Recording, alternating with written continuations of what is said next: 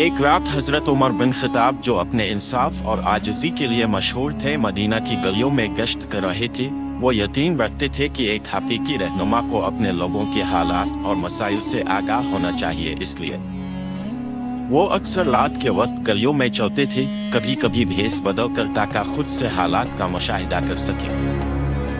जब वो एक छोटे टूटे फूटे मकान के पास से गुजरे तो उन्हें बच्चों के रोने की आवाज सुनाई दी। फिक्रमंद होकर हजरत उमर ने आहिस्ता से दरवाजे पर दस्तक दी। एक थकी हुई और परेशान नजर आने वाली औरत ने दरवाजा खोला। अस्सलाम अलैकुम बहन, मैं बच्चों के रोने की आवाज क्यों सुन रहा हो? हजरत उमर ने पूछा। औरत, जो ये नहीं जानती थी कि वो कौन है, ने जवाब दिया, वो भूखे हैं, हमारे पास खाने के लिए कुछ नहीं है और उन्होंने कई दिनों से सही से नहीं खाया। हजरत उमर उनके हालात से बहुत मुतासिर हुए और मजीद पूछा, अपने खलीफा से मदद क्यों नहीं मांगी? औरत ने आह भरी और कहा, मैंने कोशिश की लेकिन मेरी आवाज इतनी छोटी है कि कोई नहीं सुनता। इतनी बड़ी सल्तनत में एक गरीब बेवा और उसके बच्चों की किस्मत बर्बाद हो गई। हजरत उमर का दिल उनकी बातों पर पिघल गया। अपनी शनाख्त जाहिर किए बगैर उन्होंने मुआफी मांगी और वादा किया कि वो जल्दी वापस आएंगे। वो फौरन बैत अलमाल गए। एक थैले में आटा, खजूरें और कुछ और जरूरी सामान इकट्ठा किया और वो भारी बोझ खुद अपनी पीठ पर उठाकर इस औरत के घर वापस आए।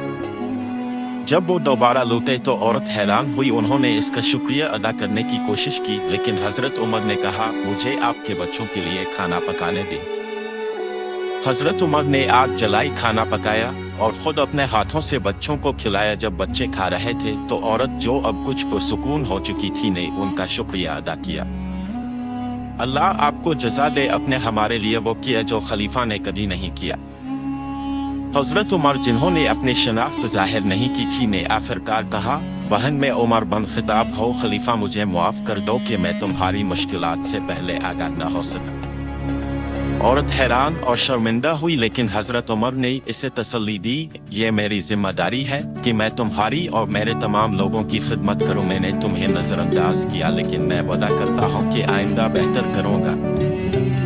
इस दिन के बाद हजरत उमर ने इस बेवा और उसके बच्चों का खास ख्याल रखा। उन्होंने ये भी यकीनी बनाया कि वो लोगों की हालत का बाकायदगी से जायजा लें, ताकि कोई भी आवाज, चाहे कितनी ही छोटी क्यों ना हो, उनकी क़ियादत में इंसानी न रहे। ये कहानी हजरत उमर के आजिज़ी, इंसाफ और अपने लोगों के लिए वक्फ होने की गवाह बनी और इस्लाम में हकीकी क़ियादत के जौहर को जाहिर करती है।